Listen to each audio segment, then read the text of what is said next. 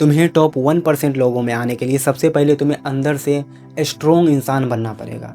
जब तुम अपने नफ्स का गुलाम बन जाते हो, अपना ईगो, अपना डिज़ायर, अपना इमोशंस का गुलाम बन जाते हो, तब तुम खुद को संभाल नहीं पाते हो, खुद को कंट्रोल नहीं कर पाते हो।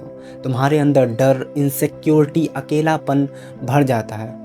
इन सब को दूर करने के लिए, तुम एक स्ट्रोंग इंसान बनने के लिए अंदर से तुम्हें ह्यूमन नेचर को समझना पड़ेगा कि तुम्हारी असली लड़ाई पहले बाहर के लोगों से नहीं है। तुम्हारी पहली और असली लड़ाई पहले खुद से है। पहले तुम अंदर से एक पर्सनैलिटी बिल्ड करो। तुम पहले एक अंदर से एक स्ट्रोंग इंसान बन जाओ, तभी तुम दुनिया से लड़ पाओगे, तभी तुम दुनिया के सामने टिक पाओगे। स्ट्रोंग इंसान जेंडर से नहीं बनता है, ब्यूटी से नहीं, सोशल स्टेटस से नहीं बनता है, बल्कि स्ट्रोंग इंसान कैरेक्टर, सेल्फ कंट्रोल, सिंसियरिटी से बनती है। आज जो मैं तुम्हें पॉइंट बताने वाला हूँ, ये तुम्हारे हर डेंजरस वीकनेस को बैलेंस करना सिखाएगी।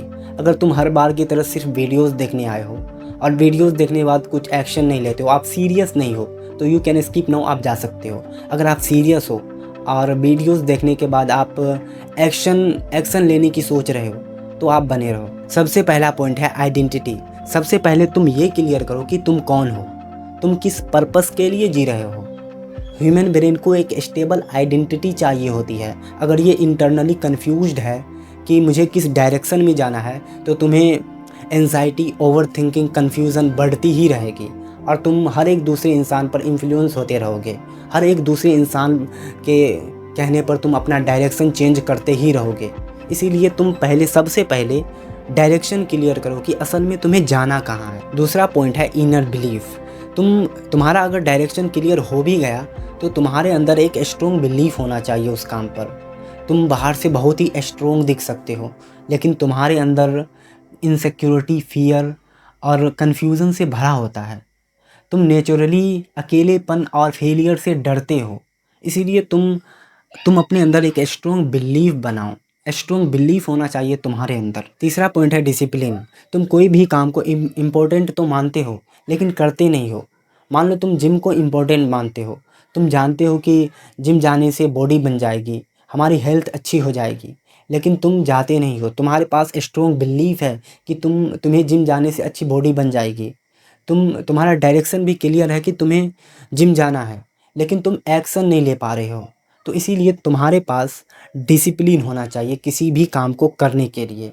तुम्हें एक्शन लेना पड़ेगा। चौथा पॉइंट है ट्रथफुलनेस। तुम क्या करते हो दूसरों को इम्प्रेस करने के लिए, रिजेक्शन से बचने के लिए, अप्रूवल लेने के लिए तुम फेक पर्सनैलिटी बनाते हो।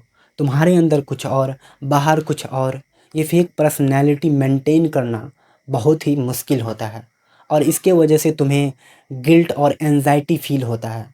तुम दुनिया के लोगों से सच बोलने से पहले तुम्हें पहले खुद से सच बोलना पड़ेगा, तभी तुम्हारी एक रियल पर्सनैलिटी, वैल्यूएबल पर्सनैलिटी बन पाएगी। पांचवा पॉइंट है पेशेंस, सब्र। सब्र का मतलब क्या है? सब्र का मतलब ये नहीं है तुम किसी के इंतज़ार में सिर्फ बैठे ही रहो, किसी का तुम सिर्फ वेट ही करते रहो। सब्र का मतलब ये है कि तुम अपना इमोशन को कंट्रोल करो। पैनिक आया, तुम उसे कंट्रोल करो। तुम्हारे अंदर डर है, उसे कंट्रोल करो। तुम्हारे अंदर गुस्सा है, उसे कंट्रोल करो। ह्यूमन ब्रेन इन सब चीज़ों पे इमीडिएट रिएक्शन चाहता है, लेकिन तुम्हें इन सब चीज़ों को कंट्रोल करना पड़ेगा।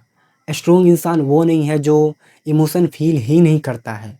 स्ट्रोंग इंसान वो है जो अपना इमोशन को कंट्रोल करता है। लाइफ में तुम्हें पेन होगा, इंसल्ट होगा, फियर होगा, लॉस होगा, लेकिन तुम्हें इन सब चीज़ों पे ओवर रिएक्ट नहीं करना है, नहीं तो तुम्हारी लाइफ डिस्ट्रॉय हो सकती है। छठा पॉइंट है ईगो। तुम्हें अपना ईगो को कंट्रोल करना पड़ेगा।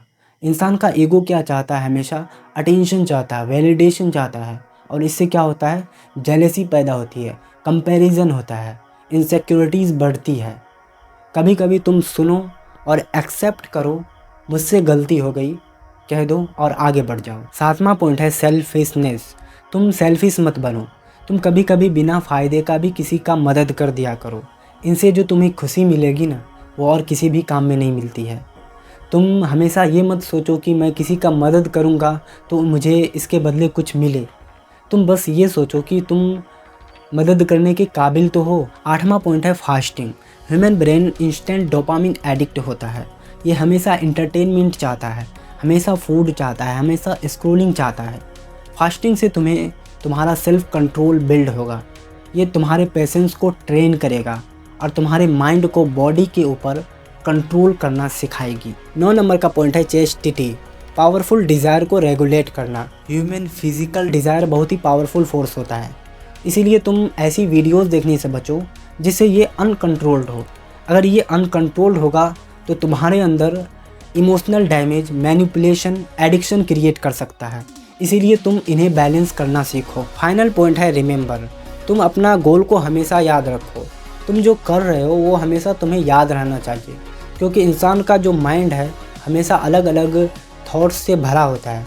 इसीलिए अगर तुम्हें किसी भी काम पर हायर फोकस नहीं होगा, तुम उस पर ज़्यादा फोकस नहीं करोगे तो तुम्हें एंजाइटी और ओवरथिंकिंग बढ़ेगी।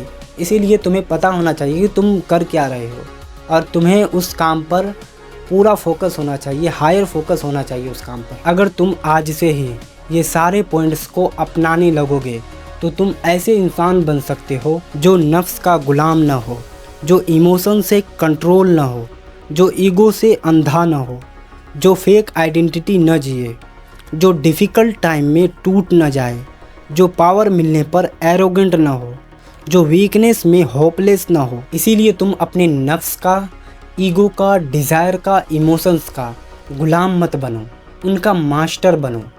तुम्हें अपनी बाहर की लाइफ को स्टेबल करने के लिए पहले तुम्हें अंदर कंट्रोल करना पड़ेगा, तभी तुम्हारी बाहर की लाइफ स्टेबल हो पाएगी।